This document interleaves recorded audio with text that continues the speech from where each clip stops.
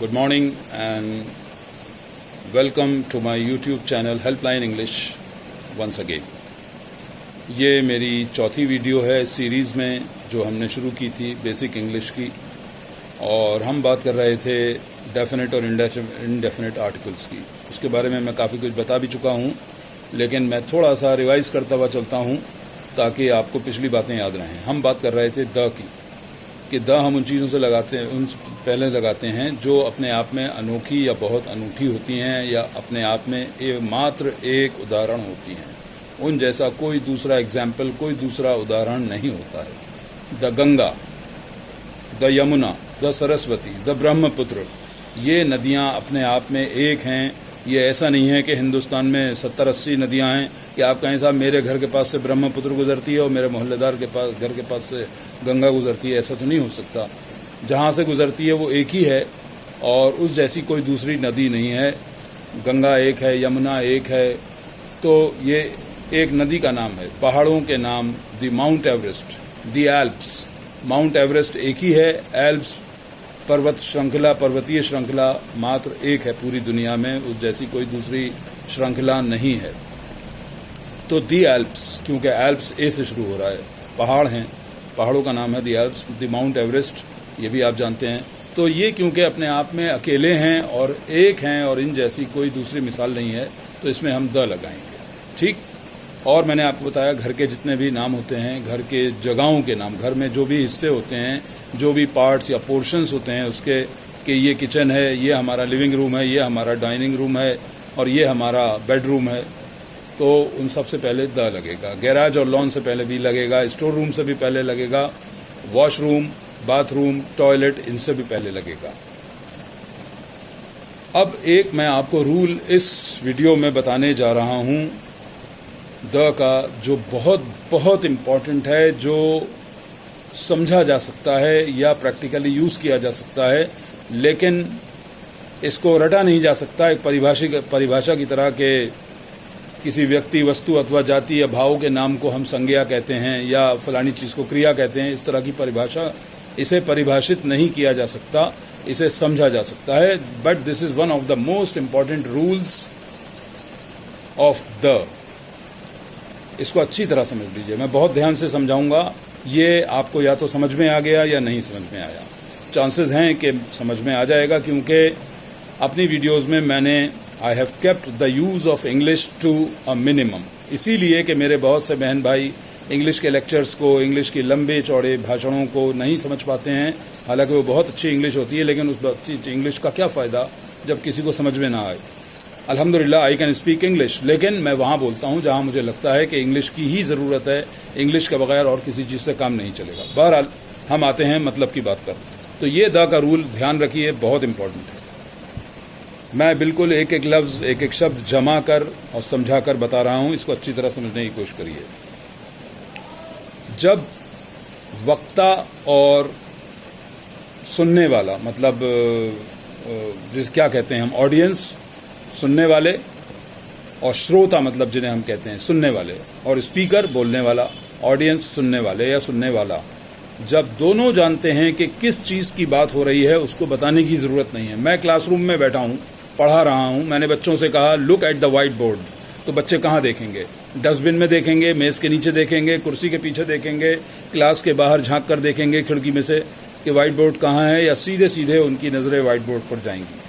बताइए आपको, ये सवाल आपके लिए है। नेचुरली आपका सवाल ये होगा कि बच्चे सीधे वाइट बोर्ड पर देखेंगे, क्योंकि बच्चे क्लास में एक टाइम से आ रहे हैं, एक ज़माने से आ रहे हैं, उन्हें आते हुए काफ़ी टाइम हो गया, वो जानते हैं वाइट बोर्ड कहाँ है।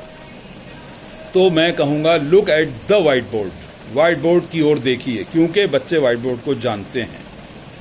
क्लोज द डोर, क्लास में एक ही दरवाज़ा है जो सारे बच्चे जानते हैं, उसी से रोज़ाना आते हैं, उसी से जाते हैं।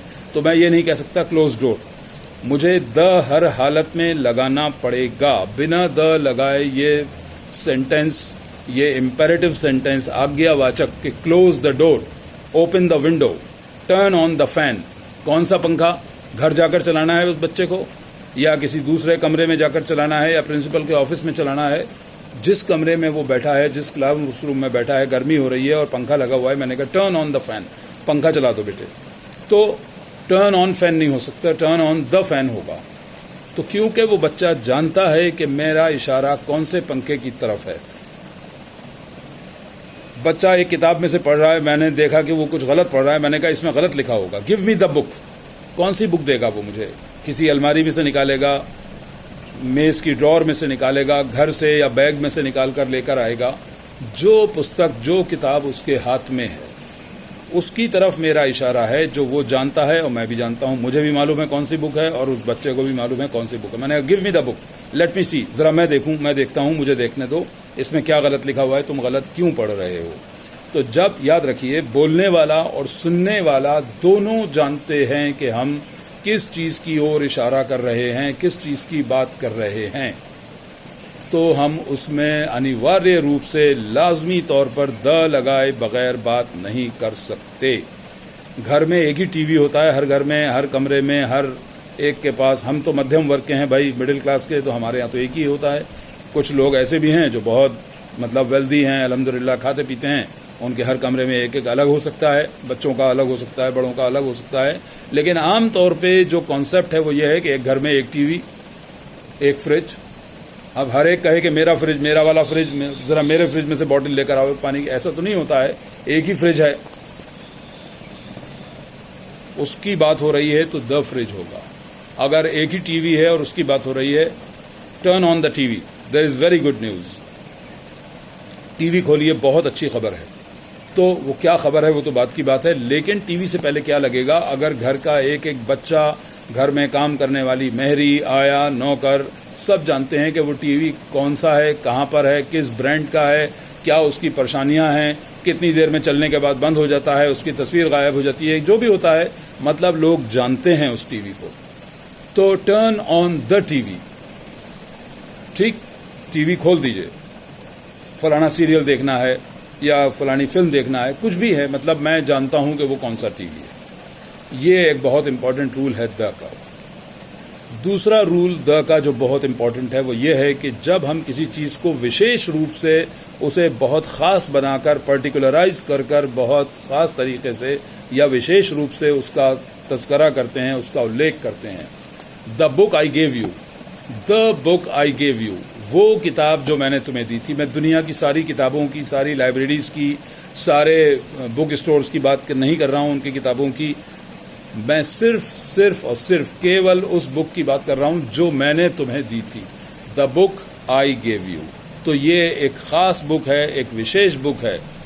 The film I saw in my childhood, वो फिल्म जो मैंने अपने बचपन में देखी थी। मैं सारी फिल्मों की बात नहीं कर रहा हूं। The question I asked you on Friday, जो सवाल मैंने आपसे फ्राइडे को पूछा था। मैं सारे सवालों की बात नहीं कर रहा हूं, मैं तो अब तक हजारों सवाल पूछ चुका हूं।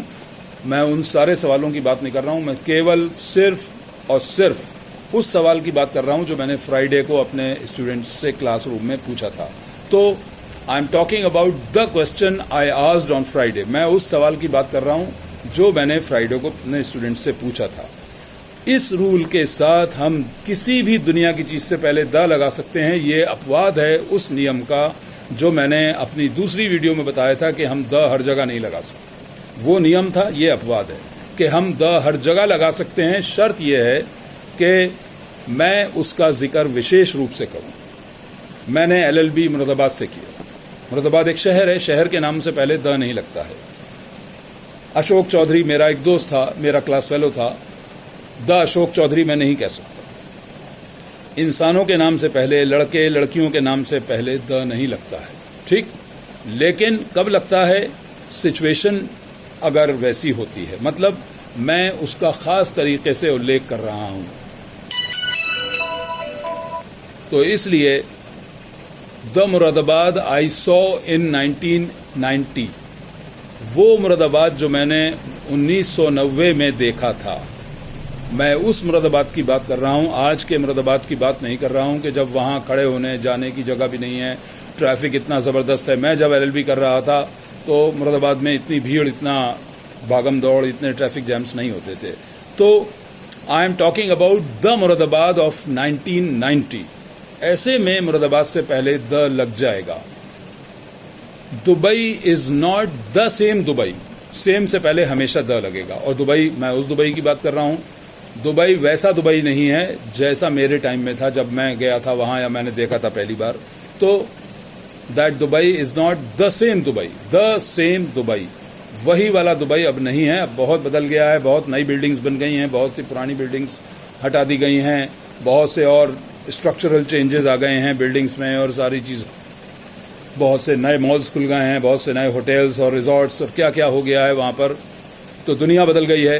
तो इस तरह से जब हम बात करते हैं तो हम जगह के नाम से पहले भी द लगा सकते हैं, इंसान के नाम से पहले भी द लगा सकते हैं, और दुनिया की किसी भी चीज़ के नाम से पहले हम द लगा सकते हैं। The water I drank at Aligarh junction. मैं दुनिया की तमाम नदियों, समुद्र, महासागर और सागर की बात नहीं कर रहा हूँ उस पानी की। मैं मुंबई के सागर की या वहाँ के दरिया की बात नहीं कर रहा हूँ। मैं बात कर रहा हूँ उस पानी की जो मैंने अलीगढ़ जंक्शन पर ट्रेन से उतरकर पिया था। The water I drank at Aligarh junction, वो पानी जो मैंने अलीगढ़ जंक्शन पर पिया था। इसको ध्यान रखें, ये द का एक बहुत बहुत बहुत महत्वपूर्ण नियम है। नियम क्या है? अपवाद है। मतलब ये उस नियम का अपवाद है कि हमें ये मानकर चलना चाहिए कि द हर जगह नहीं लगता है। रिक्शा से पहले नहीं लगेगा, ऑटो से पहले नहीं लगेगा, ट्रेन और बस से पहले नहीं लगेगा, लेकिन हर उस जगह लगे। देखिए, मैंने आपको बताया था कि यातायात के साधन से पहले द नहीं लगता है। I went to Moradabad by bike. मैं मुरादाबाद बाइक से गया था। कौन सी बाइक आपको मालूम है? उसका नंबर क्या था, उसका मॉडल क्या था, उसकी मेक क्या थी, मतलब किस कंपनी की थी? बजाज की थी, होंडा की थी, किस कंपनी की, कावासाकी थी, कौन सी थी? आपको नहीं मालूम। लेकिन जिस बाइक से मैं मुरादाबाद गया था, अगर मुझे ये कहना है the bike by which I went to Moradabad, अगर ये कहना है तो द बाइक होगा। लेकिन अगर मुझे सिर्फ यातायात का एक साधन दिखाना है कि मैं बाइक से गया था मुरादाबाद, टैक्सी से गया था, ट्रेन से गया था, बस से गया था, I went to Lucknow by bus. By the bus नहीं होगा, बाई अ बस नहीं होगा, कोई आर्टिकल नहीं लगेगा। यहाँ आप बेबस हैं, आप ना अ लगाएंगे ना द लगाएंगे। लेकिन कब लगाएंगे? जब आप उस बस को विशेष रूप से बताएंगे कि जिस बस से मैं गया था लखनऊ, जिस्म की चूल चूल हिला दी, हड्डी हड्डी हिला दी, बिल्कुल खटारा बस थी। मैं उस बस की बात कर रहा हूं। The bus by which I went to Lucknow was a bone shaker. Bone shaker किसी पुरानी खटारा गाड़ी को कहते हैं इंग्लिश में, जो आपकी एक एक हड्डी हिला दे। कोई भी व्हीकल हो, कोई भी गाड़ी हो, जरूरी नहीं है कि बस हो, वो किसी की कार भी हो सकती है, कोई टैक्सी भी हो सकती है, कोई स्कूल बस भी हो सकती है। That is a real bone shaker, अगर वो आपके जिस्म का एक एक जोड़ और एक एक हड्डी हिला दे। ये इंग्लिश में बहुत सारी चीजें हैं, मैं अपनी आने वाली वीडियोस में बताता रहूंगा, लेकिन इस शर्त पर कि आप मुझे मेरे मकसद में, मेरे मिशन में कामयाब होने के लिए मेरा साथ दें, मेरा सपोर्ट करें, मेरी वीडियोस को शेयर करें। समझ में आए तो उसको कमेंट करें, नहीं समझ में आए तो मुझे बताएं कि मेरी कमी कहाँ है।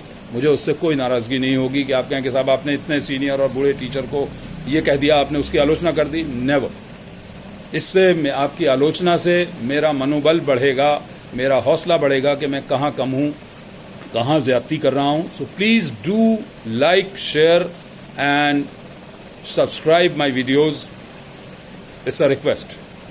और जो भी कमी आपको लगे या जो भी चीज़ आपको अच्छी लगे उसके बारे में बताइए, मुझे अच्छा लगेगा, मेरा हौसला बढ़ेगा।